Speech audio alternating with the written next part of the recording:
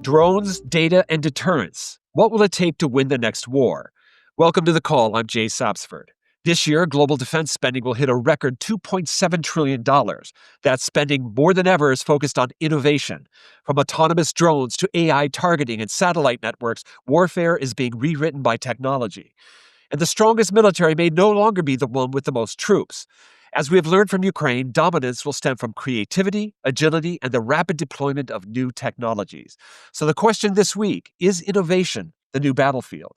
Joining us now is Michèle Flournoy, former U.S. Under-Secretary of Defense for Policy and co-founder of West Exec Advisors. Michèle, welcome to the call. Good to be with you.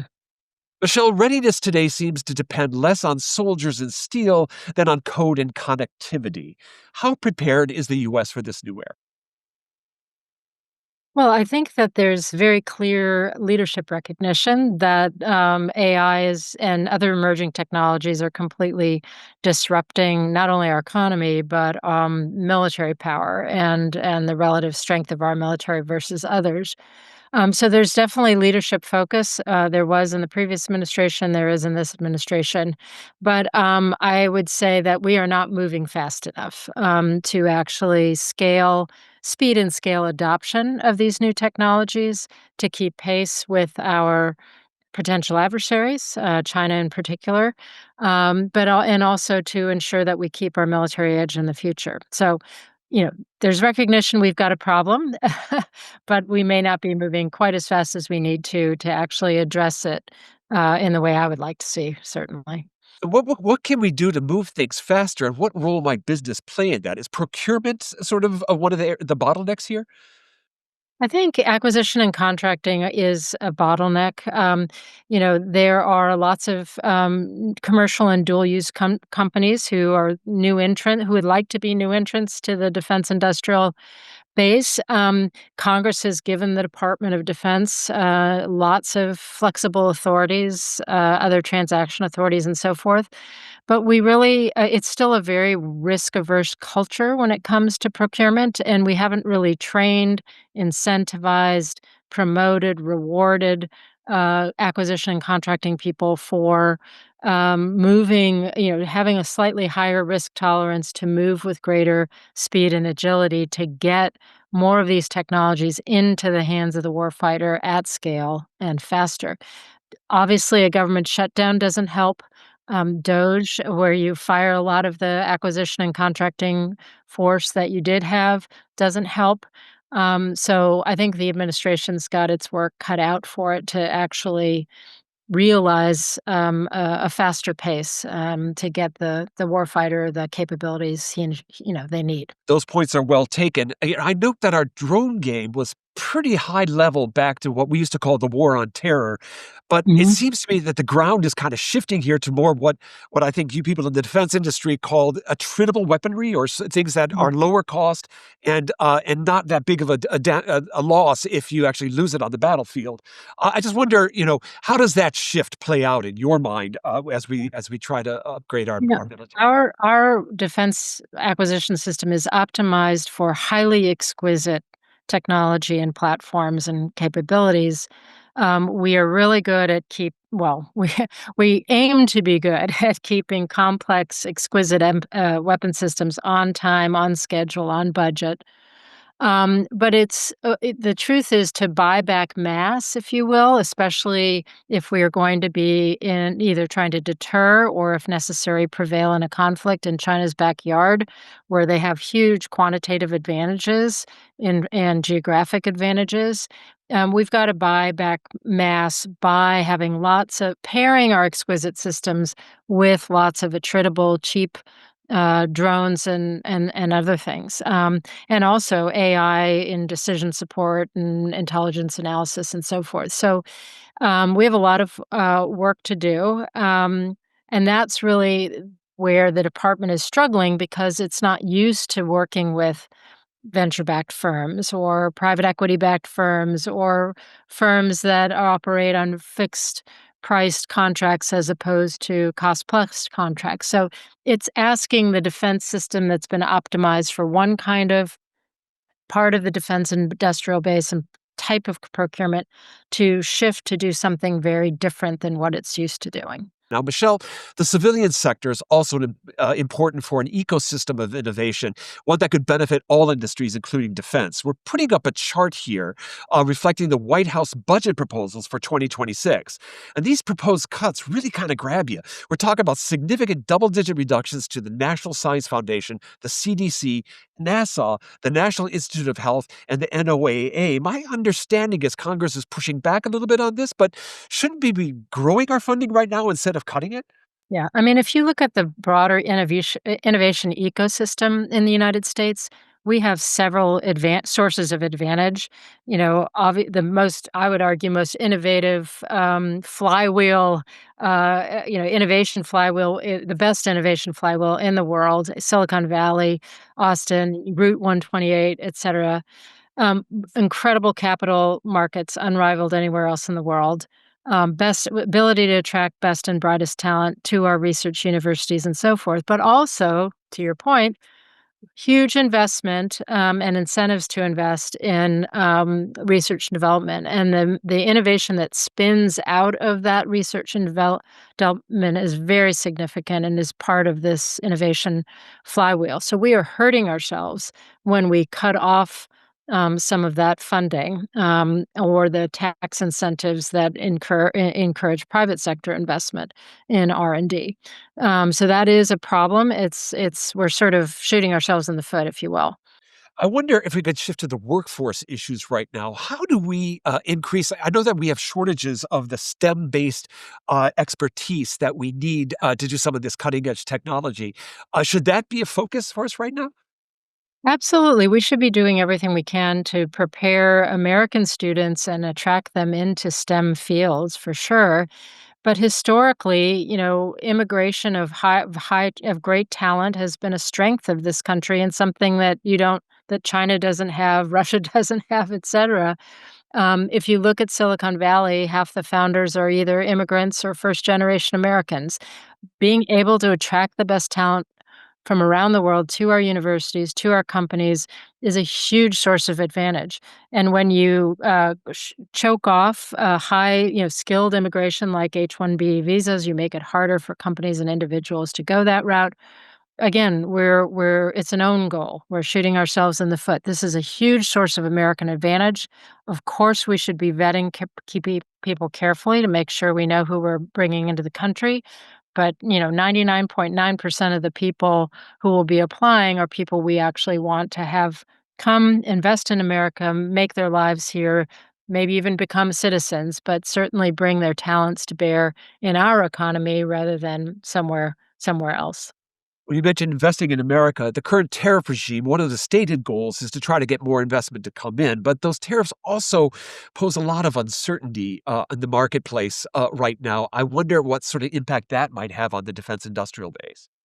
Well, I think initially in certainly Q1 and Q2 of this year, we saw a lot of companies in the face of that uncertainty keeping more cash on the balance sheet. We saw a slowdown in mergers and acquisitions, slowdown in investment, and so forth.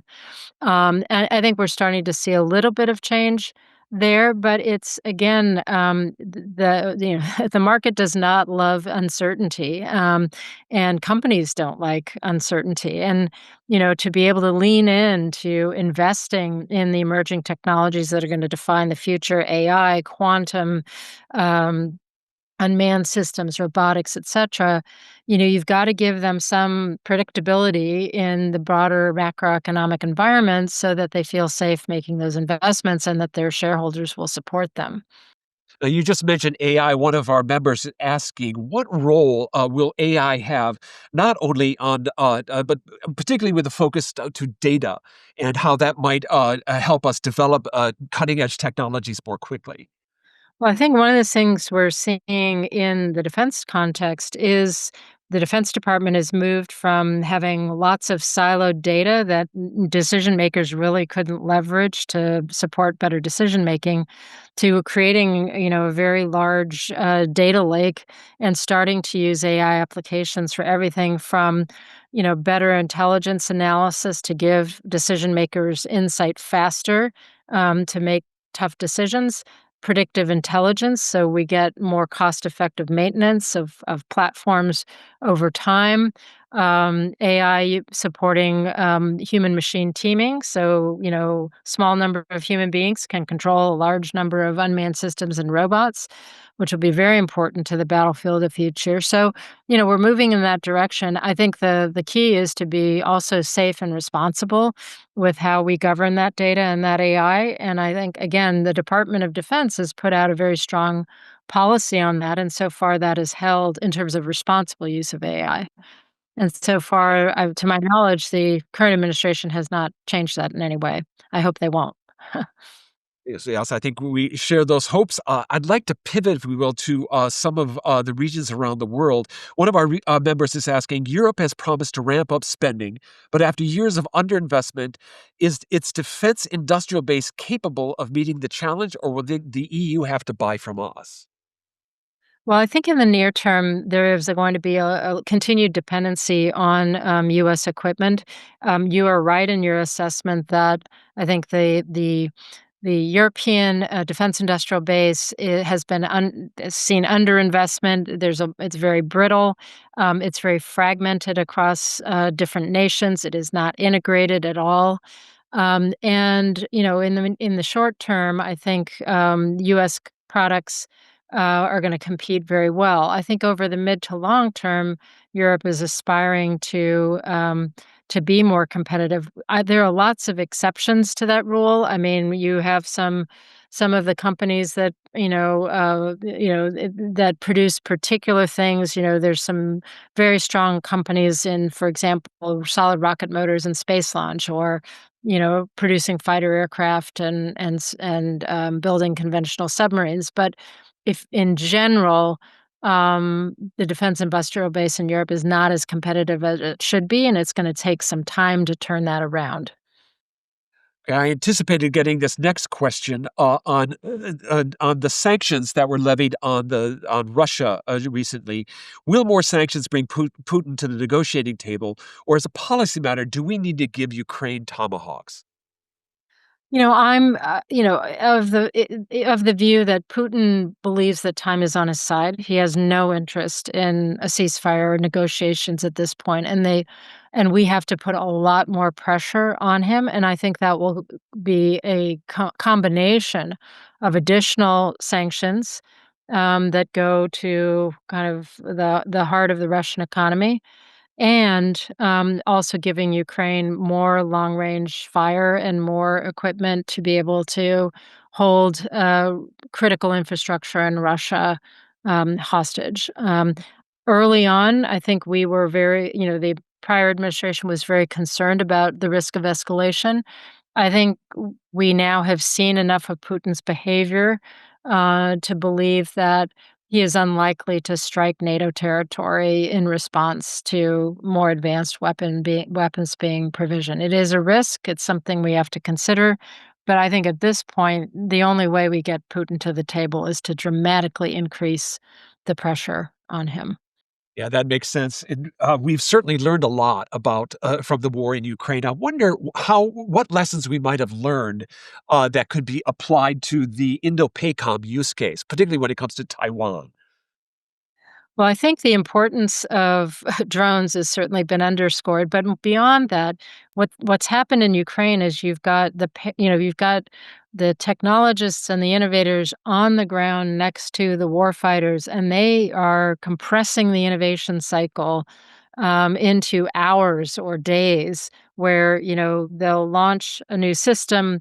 The Russians will take a day or two to find a countermeasure, and then you have to innovate again to deal with that countermeasure. And by pairing or co-locating and integrating, the technologists who are making the adjustment with the warfighters who are defining the needs, it's really quite remarkable. I think learning that lesson and bringing it into our system is going to be incredibly important. I think the other lesson it underscores is that we can't wait if we want to deter conflict or Chinese aggression against a place like Taiwan or the Philippines. We can't wait until we have a crisis. We have to be providing equipment, assistance, training to them in advance in order to deter that aggression, because ultimately she has to decide that it's too high risk to launch a blockade or worse on any given day, not only because of American military capabilities, but because of the readiness and resolve of our allies and also the target country in question or target entity in question.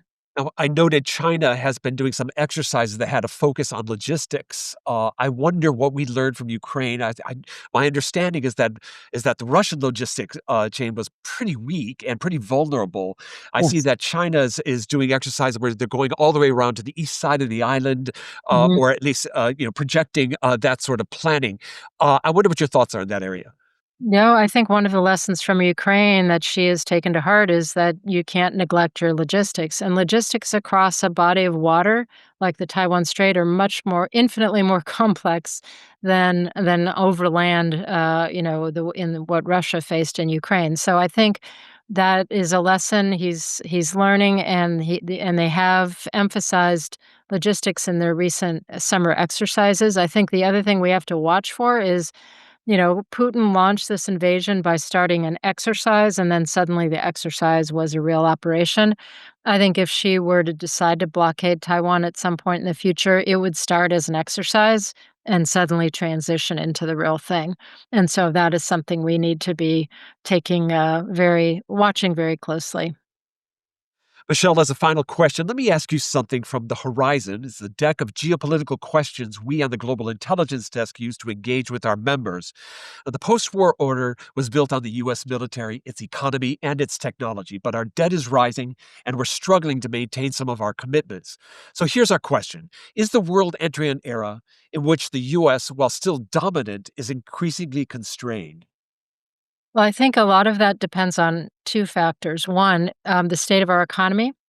We need a strong, growing, vibrant 21st century economy to be able to support the military and other instruments of national power, diplomatic development, and so forth. We need a strong economy to support our national security. The second thing is allies. Allies have been a tremendous source of strategic advantage to the United States. We never go to war alone. We never deter alone, and that is a huge factor that contributes to deterrence of a leader like Xi Jinping.